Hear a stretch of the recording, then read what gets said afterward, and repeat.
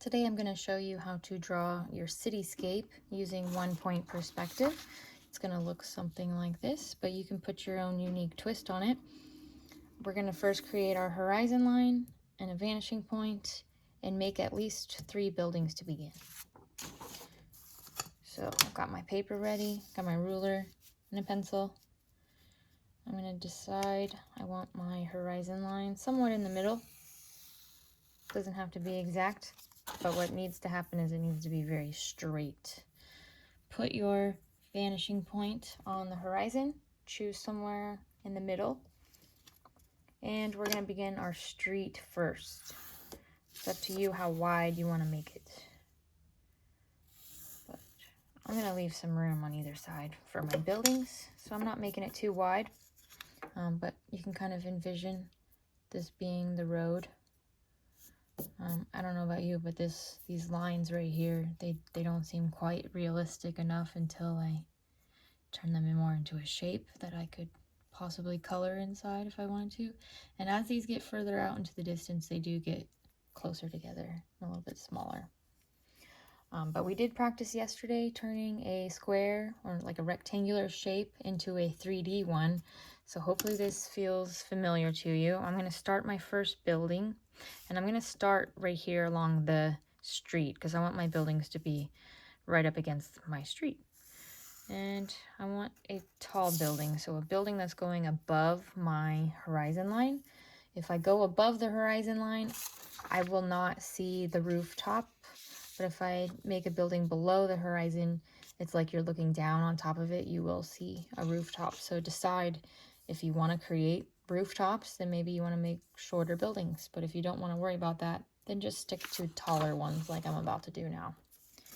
So you need to create a rectangle. Use that straight edge. Hopefully you have a ruler. Okay.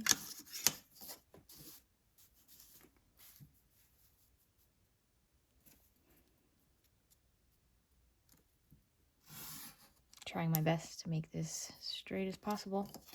Okay, now I don't want to see my horizon line through here, so I can get rid of that. You will need an eraser for this. Now this first rectangle that I've created is like the front facing, well actually it's more like the side of the wall. This would be the front if you were to walk into the store. So I'm creating this side here that you're looking directly at. And now, if you remember from yesterday, we go from the corners to our vanishing point, from this corner to the vanishing point. But if you notice, I put it right up against the street, so I already have that line there. You could check your other corners, but these would go through my building. If I were to draw a see-through building, then I would use those, but I don't want a see-through building, so I'm not going to worry about that. So just 2 lines headed toward that vanishing point. And right now this is a building that's going on and on forever. I don't want one that's that long, so I'm going to shorten it. So I'm going to make my parallel line parallel to this wall here, slide that over. Maybe I want it to stop right about there. Don't want to see through it, so get rid of that horizon. And then the rest of this receding line can be erased. It was helpful when it came time to draw my building, but I don't need it. This is all I care about right here. For building number 2, I'm going to draw another rectangle, starting against my street here. This one I'll make a little bit shorter. Or you know what? Let's make it taller. Why not? We can be different. In any case, if you make it taller or shorter, you're not going to see all of it because you have this building in front. So if I'm creating a rectangle here, so far you can see everything, but right here is where it's hiding behind building number 1. So I'm just kind of loosely, very lightly drawing that rest of that rectangle in just so you can kind of visualize it, but it is hiding behind this wall here from this building. So repeating my steps, I've got my rectangle going from the corners to the vanishing point. This one is going to the vanishing point. It's going on and on forever. Let's shorten it. So we create our parallel line. Slide that over.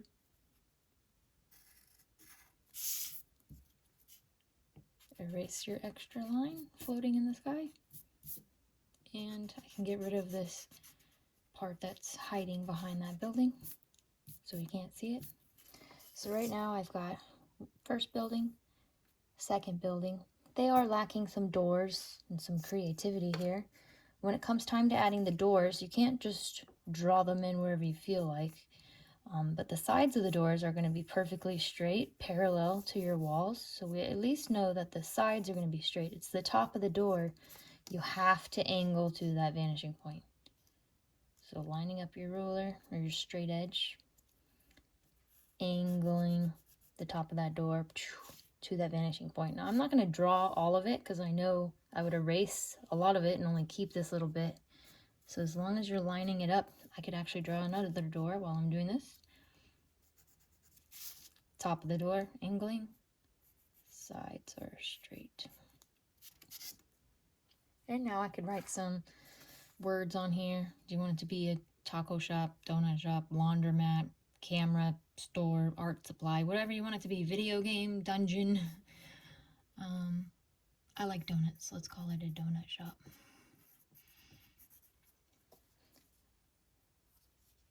Okay. Now, I'm going to show you what it looks like to draw a shorter building just so you can see.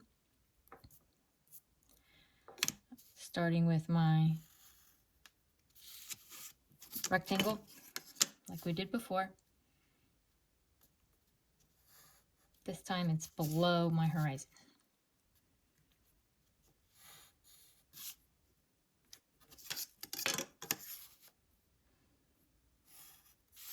Okay. Now my steps are to go from the corners to my vanishing point.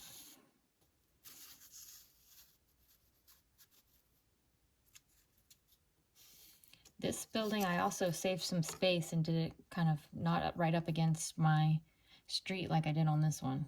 A little bit different, but steps are still the same. Draw your rectangle, go from the corners to that vanishing point. You could check this one, but I already know just from looking at it, if I were to draw it, it would be right through my building, so I don't need that one. I only see the top of this box and the right side. But it's going on and on forever right now, so we do need to draw our parallel lines. Let's look at this edge here. We've got to draw a parallel line. How about we just decide right about here looks good? Make it boxy. You could choose to make it longer if you wanted. And then parallel line from the top of this. Slide it over. There. So this now is extra, extra, extra, extra.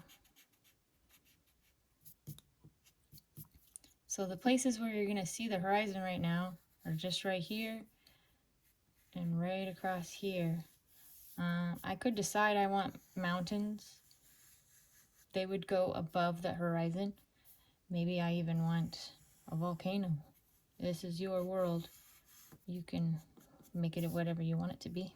It can be weird and crazy. Aliens attacking. But right now we don't have any vegetation. If you're going to add trees, think about the scale and how big a tree would be next to a building. I've got room for a tree over here. I have taught you trees in the past where we did the letter Y tree. Then you stop and add the squiggles. Bring this around. How about my tree's taller than my building? There we go. If it extends above the horizon, make sure you erase that horizon out of the tree branches there. Then we could decide my next trees are going to get smaller and smaller as they get into the distance. I might even want to line up the tops of my trees like in that photograph where the next tree would have to be this tall and then this tall and this tall, kind of on an angle here. I could have trees that are even getting bigger out here. So they're all going to line up on this angle.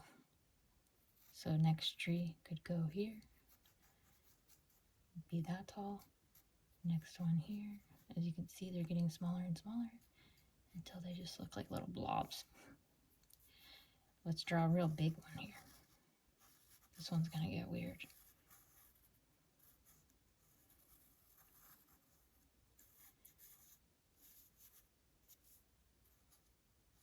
Maybe it's gonna be in front of my building, block the corner of it. So now I've got some erasing to do.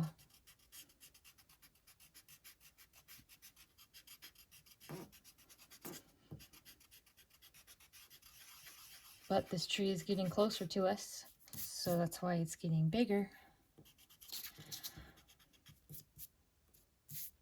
Bigger than these. But if you really want to make it look like it's closer, you could always make the bottom of your tree extend lower on the paper. So that the lower you go, the closer it appears to be. The bigger it would be getting.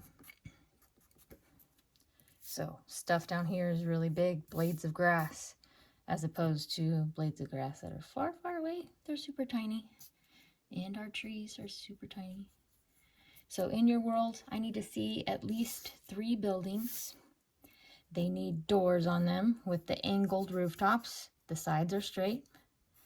I want to know what your buildings are named, whether it's Donut Shop or Planet Pizza. You can put your own name on a building. I don't care. But make it unique.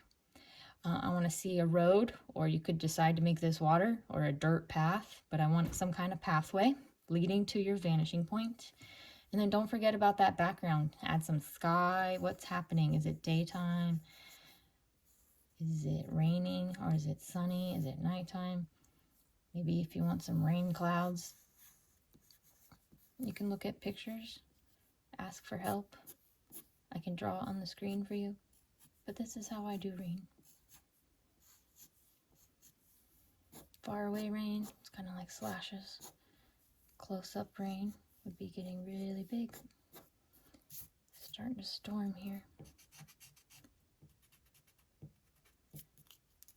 So now you've seen me draw 1-point perspective. There's still so many things you could do, like sidewalks. Make your building look like it's made out of brick or wood. I can show you all of those things, but if you do want a sidewalk, you just add another little line headed towards your vanishing point. I'm putting it right next to my road here, and then the spaces in the sidewalk are completely flat. For some reason, this is always really hard for students, drawing flat lines. So just slide that ruler up as you go. These will kind of slowly get closer and closer together as we get into the distance, which you'll see in just a second.